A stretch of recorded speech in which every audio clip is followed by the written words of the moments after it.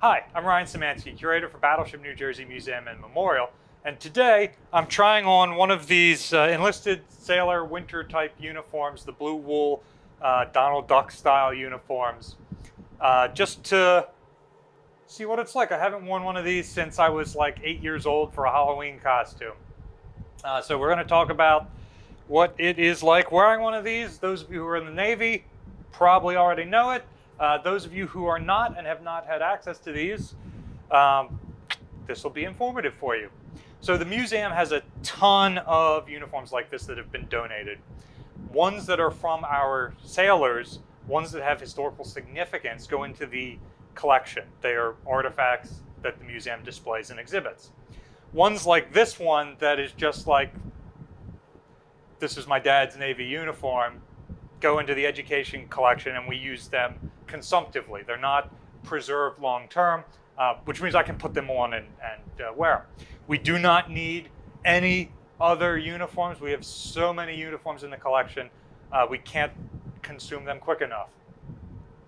But that allows us to have some of these to try on and test out. So you guys like the set of dungarees that we tested out in the episode linked in the description below, where we go into a swimming pool and test if those help you at all stay afloat when you're in the water. And these, what are the uses of this wool uniform? This is more of a dress uniform, which means that it has more to do with tradition than usability. That said, it does still have some great features going for it. So first of all, this is very much a uniformed version of what sailors in the 17th and 18th century would have worn.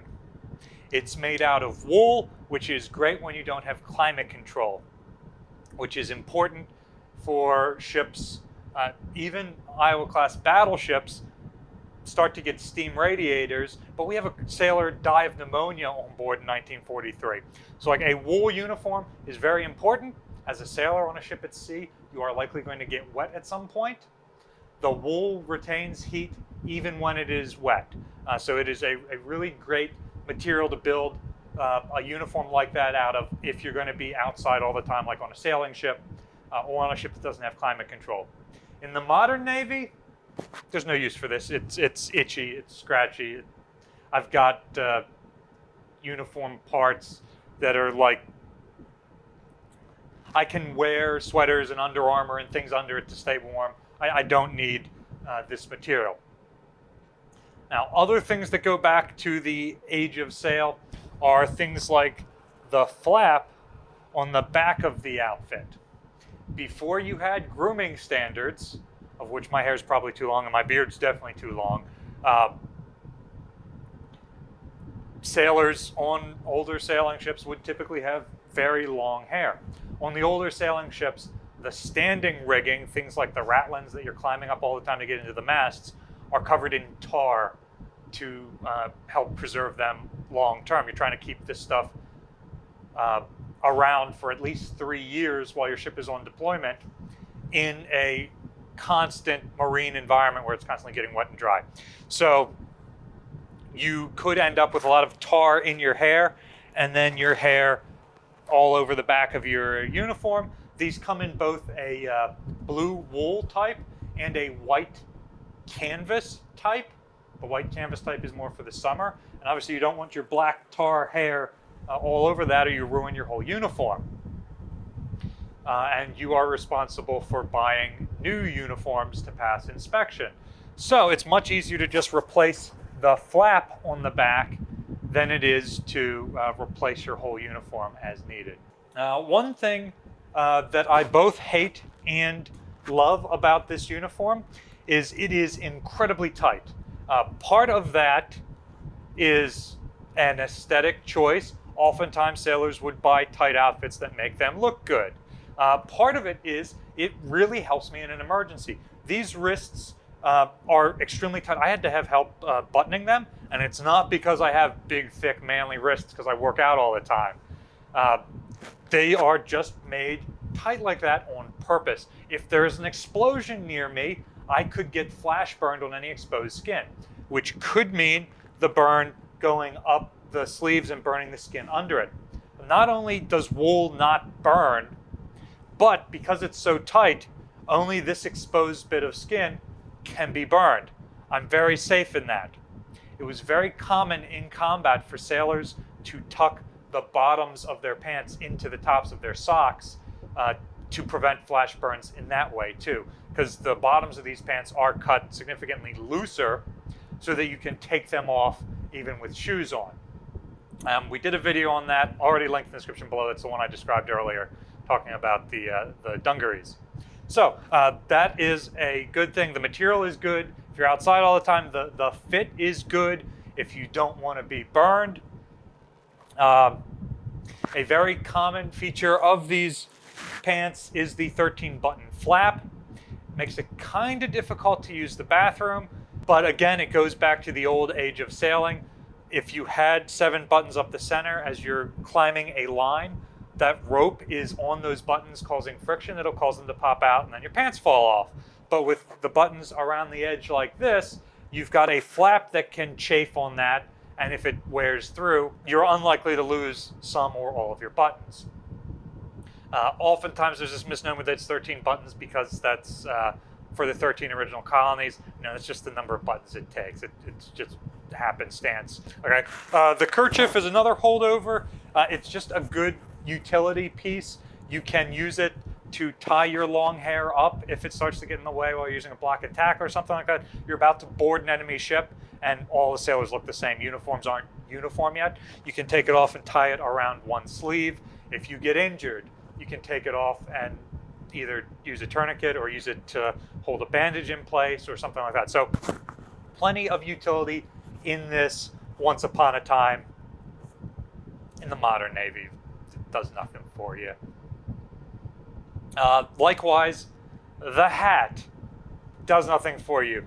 Military uniforms have this really horrible tradition of having hats that don't protect you from the elements or do anything. Like this hat keeps the top of my head warm, I guess, but it doesn't do anything for my ears, sun out of my eyes, anything like that. Protect me from the elements. Likewise, kepis, flat caps, garrison caps, they're all absolutely useless as headwear. I have no idea why the military insists on such goofy things as part of the uniform. The one good thing about the Donald Duck hats in the Navy is it gives you a rare opportunity to personalize your otherwise uniformed outfit. And you can really show off how salty you are as a sailor through your hat alone without being out of regulations. So if I wear it square on the top of my head like this, I am a new recruit, first time in the Navy, but I become instantly saltier if I wear it on a jaunty angle. Likewise, you would roll the edges when you're storing it or transporting it or have it in your sea bag. And so really salty sailors who have been in for a while are going to have the edges permanently worn down. And this hat isn't necessarily like that, but you can really tell who's an old salt based on that. So it gives you a way to personalize an otherwise uniform accessory. And besides that, it's completely useless. The first strong breeze that hits, this thing's gone. Also, you will see decorative stitching. Notice the 3 stripes. That is another callback to the old sailing ships. We had landsmen with 1 stripe, fresh off the ship, first 3 years in the Navy. They don't know what they're doing. Ordinary seamen, they're been in the Navy for somewhere between 3 and 9 years. They're starting to know what they're doing. They get 2 stripes. And then able seamen, after you've been in the Navy for more than 9 years, you get that 3rd stripe, and you know every one of the 20 miles of rigging on the average sized frigate. The same striping goes for up here. Nowadays, it's still in the uniform because you go from seaman recruit to seaman apprentice to seaman over the course of boot camp. So you just leave with 3 stripes on there. You are a fully trained seaman. And then you start to get rank insignia up here. On the old sailing ships, it was less rank and more position. The senior guy would be the bosun, and he'd get to sew a crow on his shoulder. That isn't, this guy has been promoted to this rank. If he goes to another ship and he's not the most senior guy anymore, he's got to unstitch that. So sailors nowadays have their rank and rating badges with more stripes up here that would show what their specific job is and what their rank is. Petty officer or chief petty officer or whatnot. Chiefs would have a different uniform than that, but this is beside the point. You might also get stripes down here for longevity. How long have you been in the service? You get additional stripes in different colors depending on if it's good conduct or normal conduct. And you might also have ribbons and other pins and insignia up here. This one is more of the wear around every day than the dress uniform with all the other stuff on it. You do have some pockets on these things, but they're not good for much. You got a little pocket up here on the jumper. You might be able to hold some pens in there, maybe some paper, not much. You've got 2 pockets in here under the buttons. Again, very tight, not much room in there. When I worked on Constellation and we wore pants like this as part of our interpretive costume, I would keep a pocket knife in there, and that was pretty much all I could fit. And sometimes a bosun's pipe. You've also got a pocket on the back of the pants too that might have enough room to put a wallet in if you're going out on liberty. By far, I preferred the dungarees. I felt like I could work in those a lot more. That said, if I was going to be out in the elements long time or things were catching on fire around me, I think I would rather be in this. But it's pretty scratchy and it's pretty warm out right now to be wearing this all the time. Which one do you prefer better? Which one looks more iconic to the Navy? Which one do you think is more usable? Let us know in the comment section down below. If you served, which type of uniform did you like best? Battleship New Jersey receives operating support from the New Jersey Department of State, also from a number of other businesses and private individuals like yourselves. If you'd like to continue supporting the museum, there's a link in the description below. You can also support us by liking, sharing, and subscribing so that more people find out about the museum and our channel. Thanks for watching.